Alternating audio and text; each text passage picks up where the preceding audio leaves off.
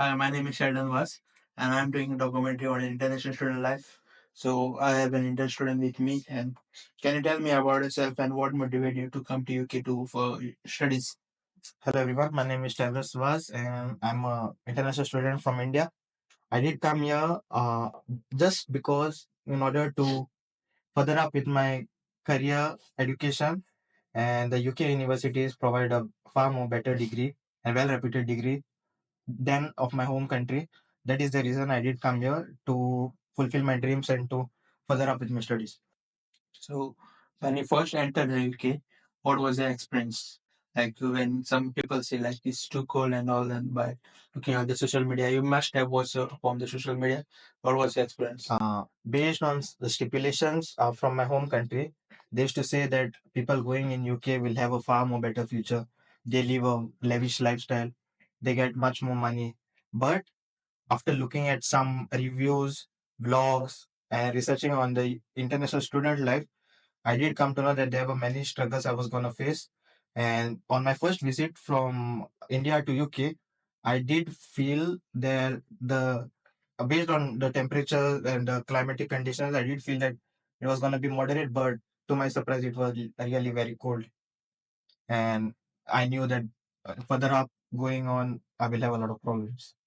Oh, so when did you how did you find your accommodation in the UK when you came the first time? Like did your parents or relative or some friend or like in your village people did they help you or did you find yourself? Oh, yes, I did have a relative who was living in the UK, which is my uncle. During when I just landed from India to UK, my uncle was the one who came to pick me up. Then he showed me my accommodation. To my surprise, I was living in a sharing bedroom with one of our international student, and we used to live in a single bedroom sharing with two beds, and literally the whole house was sharing. So I had to literally share each and everything. My personal space, I didn't have a personal space as well. So it was really a tough decision for me to live with a sharing person. So you said sharing, no? Yes. It was. Are you happy with the shared room, or do you want like a single room or separately, like staying alone, or you still like the single one, or do you still stay with the single person, or you moved up? Based on the experience I had with the sharing room, I faced a lot of problems. As the sharing person, the student, he used to create a lot of problems for me as he used to play late at night, which used to create uh, disturbance and hence would not allow me to study after coming from university. And also, he used to literally disturb my sleep, not allowing me to go back to university the next day, which will cause punctuality issue. So, yeah, I had a lot of problems. Currently, I'm living in a single room alone. And for past over 6 months, I did move out. And I feel that a single room is far more better. Living alone is far more better. You have a personal space and you are much more free to do whatever you want. So yeah. So you said you're staying in a single or separate room. So is it cheap for you for the single room, or is it the single sharing room? Is it fine for you for the prices? According to my opinions, I do feel that single room is far more better than a sharing one because in a single room, the expenses and the rent is far more cheaper than that of sharing. And based on the income I'm getting, I'm far more comfortable with living in a single room. So how do you manage your day-to-day life experience? Do you still ask your money from the parents or relative or with friends, or you are enough for your income?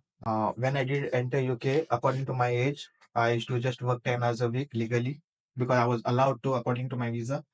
And working for 10 hours was far more difficult. The low the income, the comfortable the life, and living expenses would be far more like a burden to me as I wouldn't get much more income and therefore I used to like get help from my family.